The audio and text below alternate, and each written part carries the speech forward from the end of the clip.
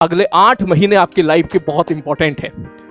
ये चीज मैं तो बहुत अच्छे से समझता हूं, आप समझते हो या नहीं समझते हो ये मुझे नहीं पता, लेकिन मैं आपको इस बात का याद हमेशा दिलाता रहूंगा कि अगले आने वाले जो 8 महीना है वो आपकी लाइफ को डिसाइड करने के लिए बहुत ही महत्वपूर्ण है। अगर आपने अगले 8 महीने जम के मेहनत कर ली तो बहुत ही शानदार कॉलेज का रास्ता आपका ओपन हो जाएगा। और एक बार मेरे भाई तू अच्छे कॉलेज में पहुंच गया ना, तो उसके बाद लाइफ बहुत ज्यादा स्मूथ हो जाती है as compare to other colleges. ठीक है, तो इसके लिए आज आपको बहुत सारे प्रोमिसेस करने पड़ेंगे। ठीक है, वो प्रॉमिस मैं रोज आपको याद दिलाया करूंगा, देख तूने प्रॉमिस किया था, ठीक, और रोजाना का रोजाना आपको जो है मैं आपसे बेस्ट निकलवाता रहूंगा, यही मेरा काम है। ये बात मैंने पिछले साल भी बोली थी, आज भी बोल रहा हूं कि मेरे भाई आपको ज्ञान लेना है, ज्ञान देना नहीं है। तो पहला पॉइंट तो हमेशा अपने दिमाग में बैठा लेना कि आपको ज्ञान लेना है।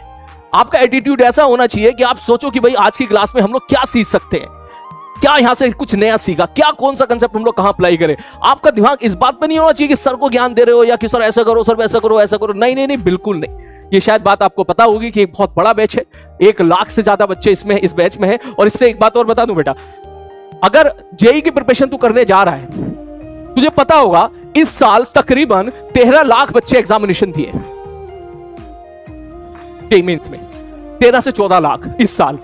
तो एक अच्छी बात तो ये है, अगर मैं तुझसे पूछूं भाई मान के चल 13 लाख बच्चे एग्जाम दे रहे हैं और सीट कितनी है भाई साहब, अगर मैं बात करूं तो सपोज एग्जांपल के तौर पे मैं 13,000 या 20,000 सीट मान लूं थोड़ी देर के लिए, कि मान के चलो भैया जेईई मेन जेईई एडवांस में 20,000 के आसपास सीट है, 20,000 30,000 25,000 के आसपास सीट है। तो यहां से बात तो ये समझ में आ रही होगी कि जो परसेंटेज सिलेक्शन रेशियो है वो 2% है।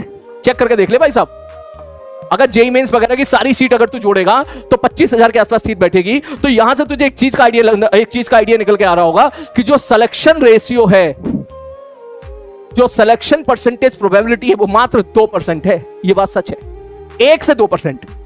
1% बच्चों का सिलेक्शन होगा आईटी जेईई में और 2% बच्चों का सिलेक्शन हो जाएगा आईटी जेईई और नीट, आईटी जेईई और मेंस में। ये बात सच है। तो पहली बात, इसको हल्के में बिल्कुल ना लेना, इस बात को बिल्कुल भी हल्के में मत लेना। अगर जब भी कभी तू कभी हवा में उड़े, आंख बंद करके सोचना 13 लाख 14 लाख लोग इस एग्जामिनेशन में तेरे साथ बैठेंगे, जिसमें से सिलेक्शन मात्र होगा 20,000 या 25,000 का एट मैक्स।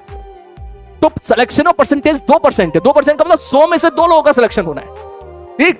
लेकिन तूने कहां एडमिशन ले लिया है, बोले सर हमने तो लक्ष्य में एडमिशन ले लिया है। मैंने कहा ठीक है भाई साहब, अगर तूने लक्ष्य में एडमिशन ले लिया है तो ये बात सच है, हंसना मत, देख मैं सही बात बता रहा हूं, डाटा पे खेल रहा हूं पूरा, कि लक्ष्य में तकरीबन कितने बच्चे होंगे।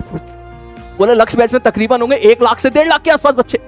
और इसमें कितने बच्चों का सिलेक्शन होगा, बोले सर इसमें 1 से 1.5 लाख बच्चे होंगे, जिसमें से कम 10 से 15,000 बच्चों का सिलेक्शन होना है। यह बात सच है।